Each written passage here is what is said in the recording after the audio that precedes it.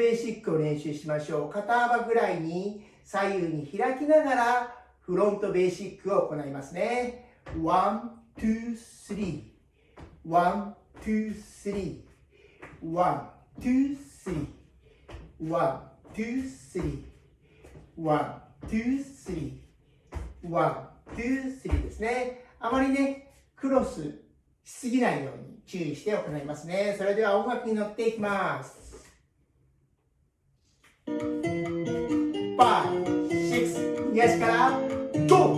1、2、3 5、6、7 1、2、3 5、6、7カウントを数えながらね、練習することも大切です。1、2、3 5、6、7 1、2、3 5、6、7 1、2、3 5、6、7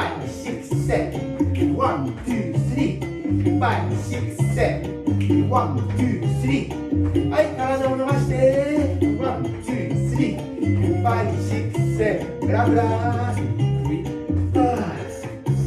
シンプルなステップをしながらね、自由に両半身を動かせることが大事ですね。